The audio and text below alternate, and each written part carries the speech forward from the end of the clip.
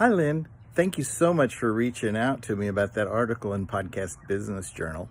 I'm glad you found inspiration from it. Your email said you wanted a few tips about audience engagement and really just some guidance, so I've got a few thoughts that I've put together. I did a Google search on Power of the Purse podcast. Your podcast came up first. That's great. I clicked through and I've got a few thoughts to, again, boost audience engagement. On the page where you have some featured episodes, maybe also add below that your archive of podcast episodes. As it is now, there are a few clicks from coming to your page to actually find the gold mine of all your past episodes. And I would wonder if you could put that even 1 or 2 clicks front from where they're going to be landing, that gives more people an opportunity to see the goodness that is your archive. That's thought number 1. When I clicked on Facebook, it took me to your professional Facebook page, and I would wonder if you could create a Power of the Purse community Facebook page. And that's really when audience members are going to be engaged, when they can talk to each other, and that's the perfect place for that. Now, you mentioned call to action, and I would suggest a couple things on that. Try to limit your call to action to one simple thing at the very end. Because when you get turn-by-turn directions in your car, they don't tell you everything at once. They say, okay, now do this, now do this, now do this. So it's really your choice on every episode. You could put one there that says, hey, we've started a Facebook community page. Simply go here, and that be your outro. You could say, email me at, and that be your outro.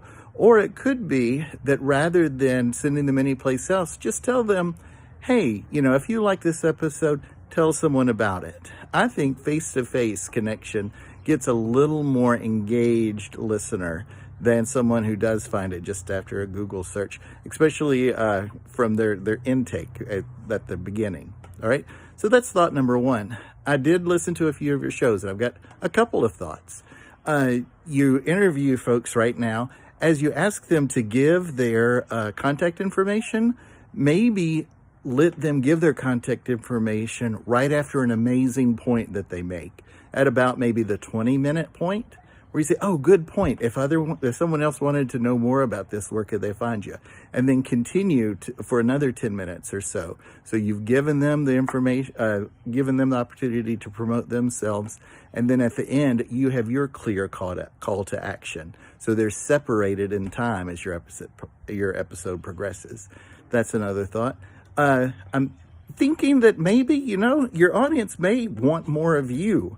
Your interviews are great and super. I wonder if in between these interview episodes, you could put a question and answer episode in there. Just you talking about your vast experience and your thoughts about things. You've got an interesting topic, and I would love for you to talk more about it in your voice. So think about that. And as you get into a show where it's more just your one voice, maybe think about getting a headphone with a built-in microphone that's maybe USB plugged in straight to your laptop.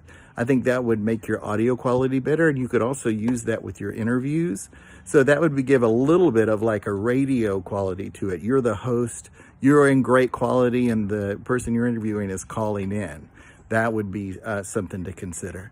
The last thing about the show is there's a online service called Auphonic, Auphonic. And you could run the audio that you're releasing as your podcast right before you release it, put it through this Auphonic service, and it'll sound consistently the same over each episode. And it is a little bit of an outlay of money, but that audio quality and consistency that it provides gives the listener something that they will crave for. So those are a few thoughts. Speaking of podcasts, I've got a podcast called Podcasting Tips from the Front Porch. When I come in here on my front porch and just talk about podcasting tips that I learned through this podcasting journey, maybe want to give that a try. Again, thank you so much for reaching out to me, and I'll be emailing you back in just a second. Thanks.